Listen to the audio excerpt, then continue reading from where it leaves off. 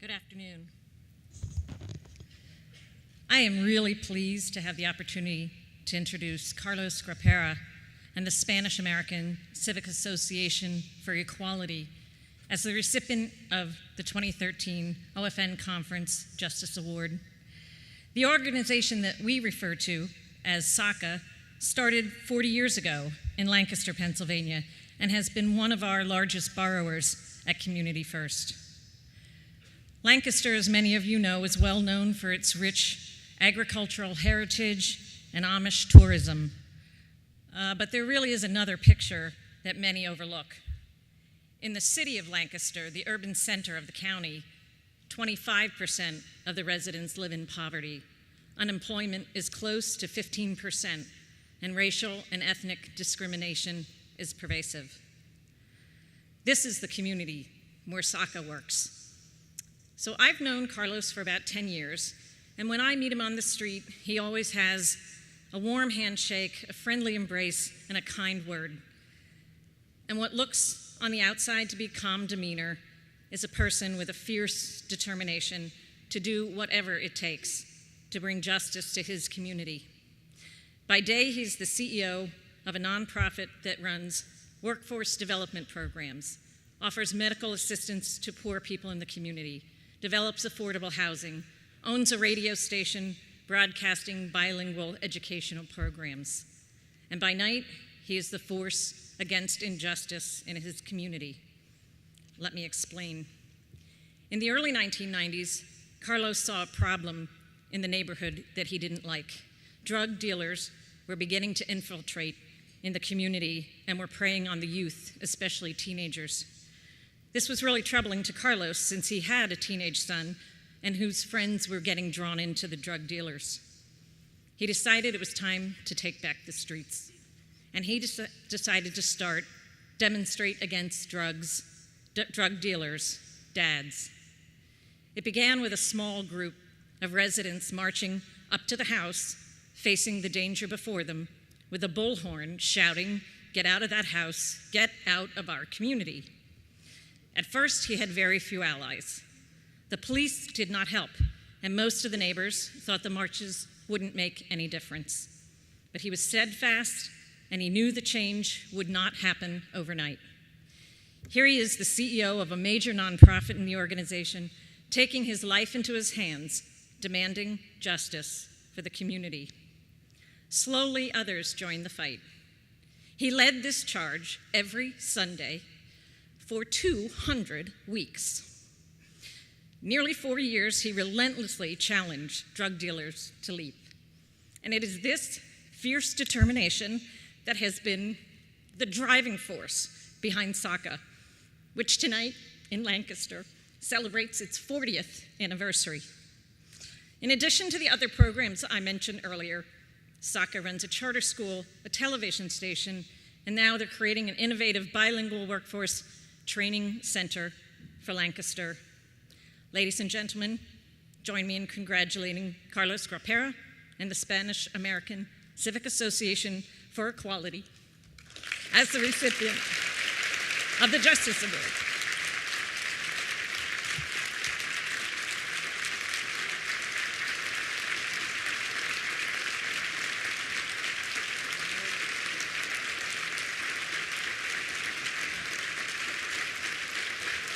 Thank you.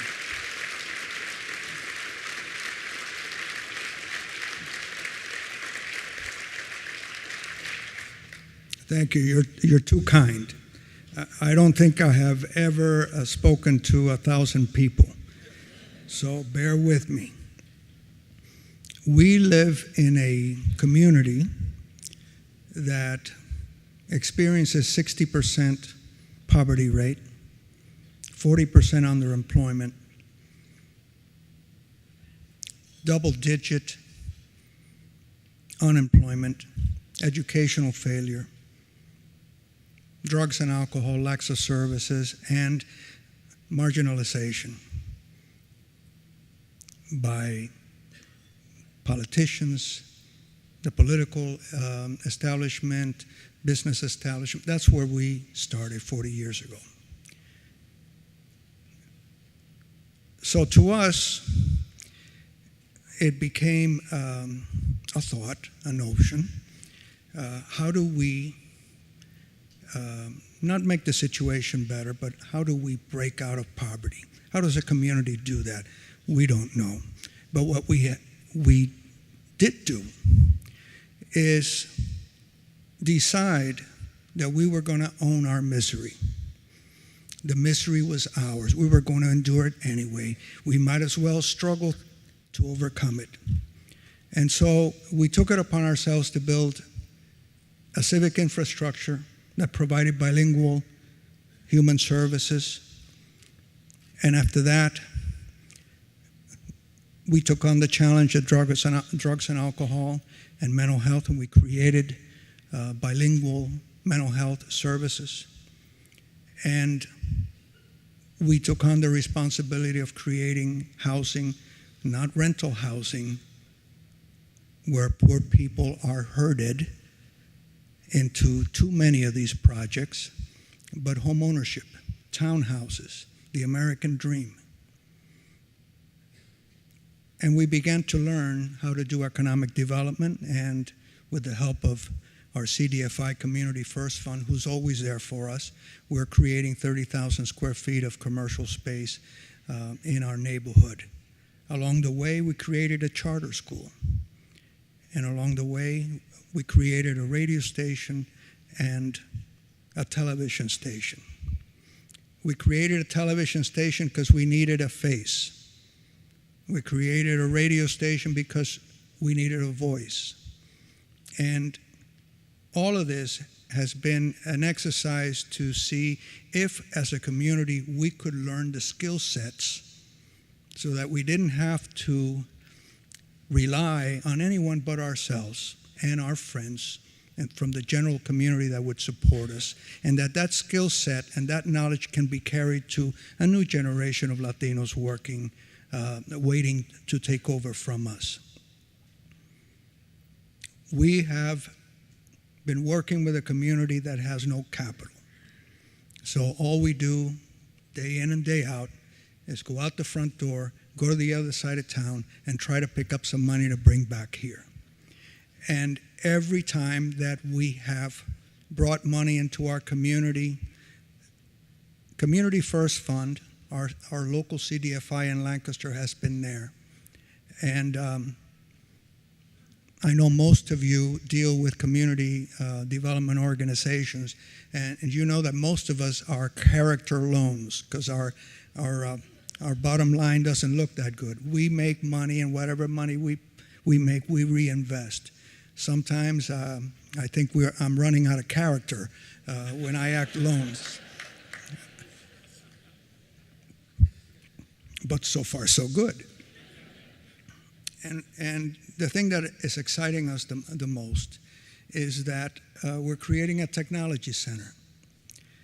And we invited, and I want to make a point, we live in the business of poverty. And in the business of poverty, and it has become a business, there is a parasitical relationship. The people that are supposed to help us have become parasites, using our misery and making money off of us and leaving us when the money is gone. So we invited people in the workforce development community and vocational community to sit down at the table with the caveat, we need investors, we don't need vendors. And one by one, they left, except our community college. That's our partner. And so I'm not trying to tell you that we do all these things in absence of other partners, but we do it on our own terms as a community. And we do it on a peer relationship. And so far, we have been able to engender a sense of respect in our own community. When we started out in the 70s, there was very little respect, in fact, hostility. I feel that we as a community have earned a place in Lancaster. We're 40% of the population now. There are more Latinos in Lancaster County than Amish. Things have begun to change. And so yesterday, imagine a little community organization like ours, that at the end of the day, we had a mayoral debate in our radio station. And we taped it on, simulcast it on TV. And this is community broadcasting. This was not something that could be taken lightly. And the newspaper asked us to be moderators in their debate. So our community has taken a seat at the table, and it has taken a seat at the table because it has embraced a philosophy of self-help, self-development, and empowerment, and has not allowed it to become distracted by any other path but that. I'm supposed to say something about myself. Joan, you said too much, and you're too kind. But let me tell you that this comes naturally to me. My family came here as refugees from Cuba, and my parents were teachers. Now, how teachers become enemies of the revolution, well, you had to live in those times. But they lost everything. We came here with $8, except that we were one of the wealthier Cubans. My mother stuffed another $8 down my pants as we were walking through the guard station. So we were one of the wealthier Cuban exiles in the 1960s. We arrived here with $16. I didn't talk to my mother for a little bit after that because she scared me. But I saw a community that had nothing and worked and struggled every day and achieved economic parity within a generation, and that has not happened in the immigration history of the United States for a long time, if ever. So that's the lesson my community taught me. That's the lesson that my parents taught me, that you can get everything taken away from you, but you can beat them because of what you have here. So when it came to community work, it was fascinating to see if we could teach a community certain skill sets that could never be taken away from them. So we have learned to do housing. We have learned to provide very complicated mental health services. We are learning how to do economic development. We are learning how to do workforce development as we're learning to do broadcasting. And you know, I'm proud to be Cuban, but nowadays I have to walk around saying I'm Cuban, but Ted Cruz is from Canada.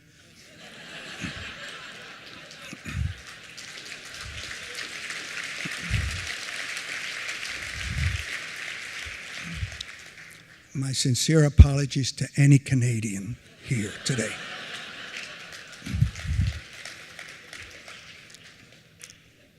So I want to thank you.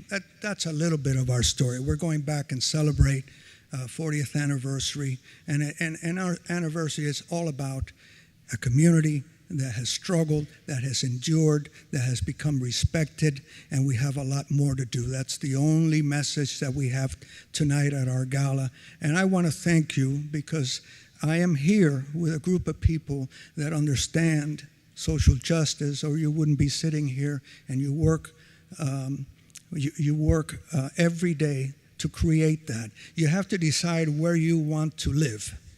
And we've decided to live in a place where there is compassion, where we care for our neighbor, where our neighbor's health is as important as our own health, where other people's children are as important as our own.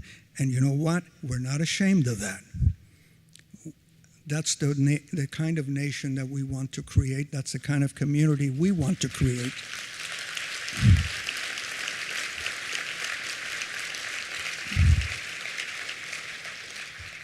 And we shouldn't be making apologies for that. I am honored, and I thank you very much.